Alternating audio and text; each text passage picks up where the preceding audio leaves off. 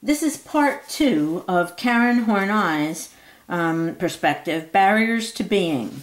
And we talked so far about 2 different neurotic trends. And I call these barriers to aliveness, because aliveness is health.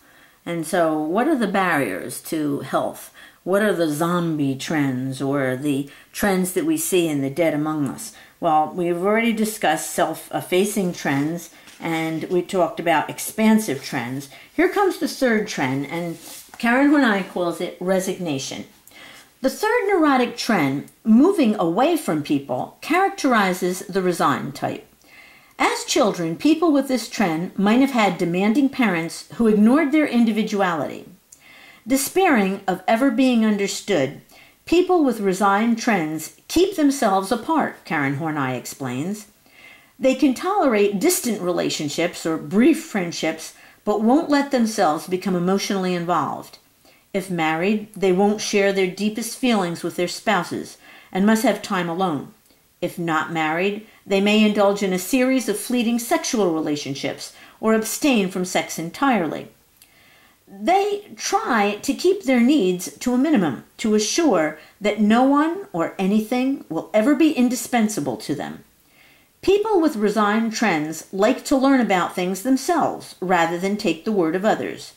They're rigidly independent, determined not to be influenced, coerced, or tied down. They suppress feelings of love as well as hate in order to keep an emotional distance from people.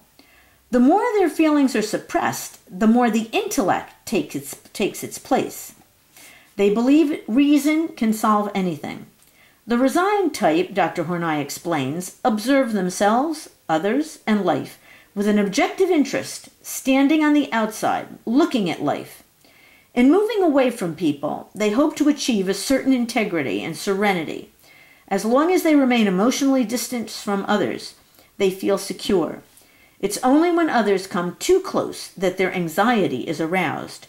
In a tough situation, people with resigned trends can neither appease, like the self-effacing type, or fight, like the expansive type. Their method of coping with problems is to run away. We are all at times compliant or aggressive or detached.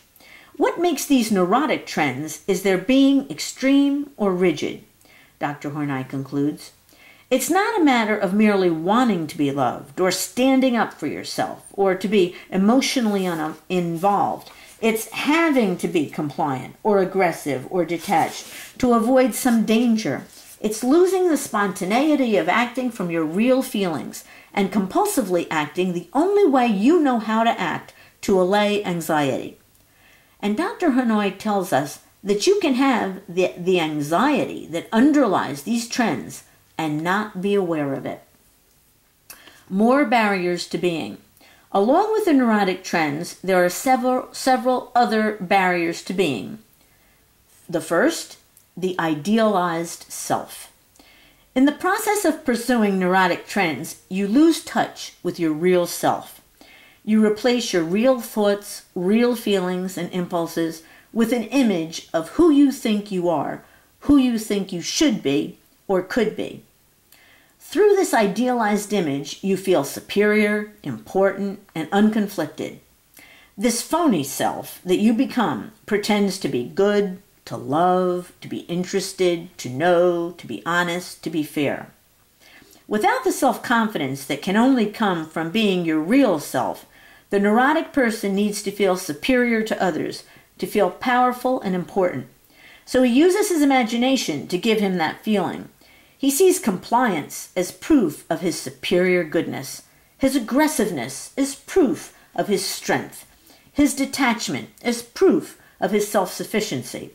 In his mind, his flaws become attributes, whereas the healthy person strives for self-realization. The neurotic strives to express his idealized self. It affects how he acts, what his goals are. He is not spontaneous, but driven.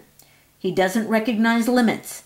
In trying to feel the right feelings, think the right thoughts, do the perfect thing, he loses himself. The next neurotic trend is tyranny of the shoulds. Those with self-effacing trends, more than any other type, are prisoners of their shoulds. The aggressive type also tries to live up to his shoulds, while the resigned type, who relishes freedom, may throw his shoulds out the window and do whatever he wants. Under the tyranny of your shoulds, you should always be patient. You should always be strong.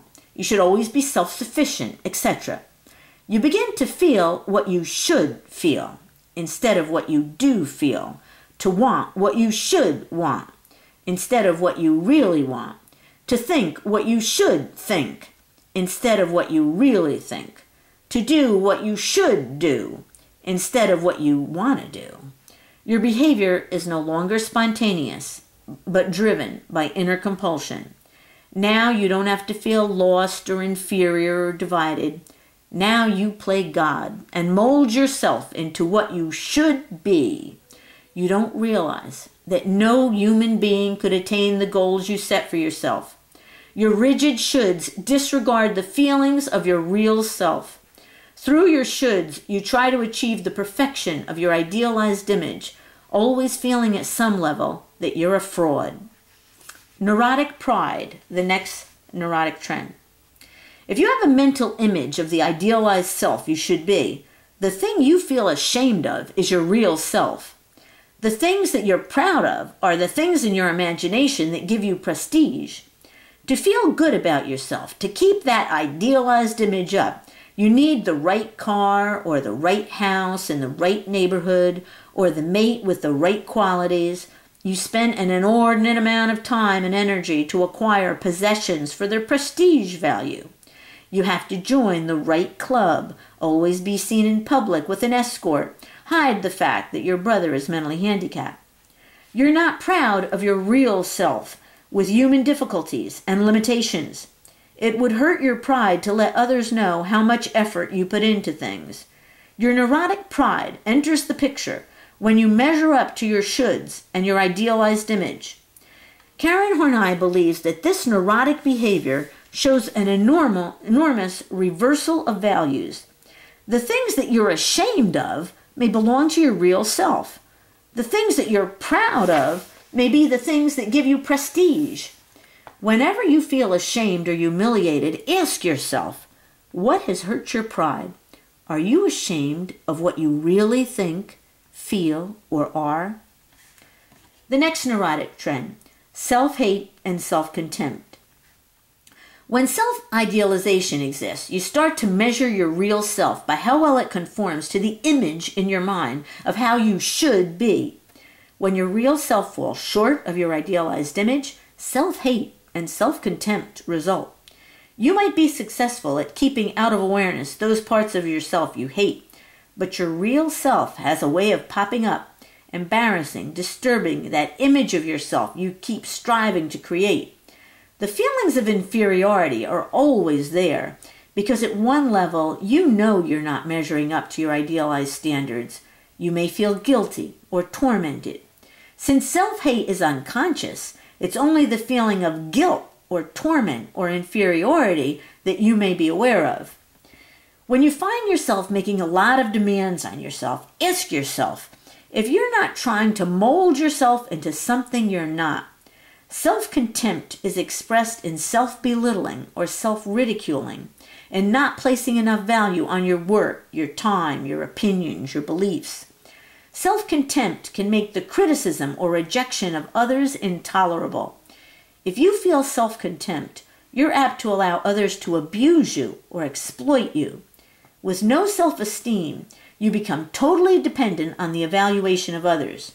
For those who feel self-contempt, according to Karen Horney, seeking the admiration, attention, regard, or love of others becomes a compulsive pursuit. And the last neurotic trend, alienation from self. Self-alienation, according to Karen Horney, is like living in a fog, not sure of what you feel, unsure of what you believe. Lost is the spontaneity of your own true feelings. Alienation from the self results when you are unwilling to be yourself. The neurotic is a driven person, driven to comply, driven to attain vindictive triumph over others, driven to remain detached, driven to actualize a more perfect self, the idealized self. In the process, he loses his autonomy. He can't make decisions and take the consequences if they turn out wrong. He isn't really in his life, Dr. Horney believes. Pride governs his feelings. Awareness is the first step in self-change. Trying to live up to an image in your mind of how you should be, having a list of shoulds that you must obey, making choices to bolster a shaky pride, feeling self-hate and self-contempt because you don't match the mental image in your mind of how you should be, are all barriers to the experience of being.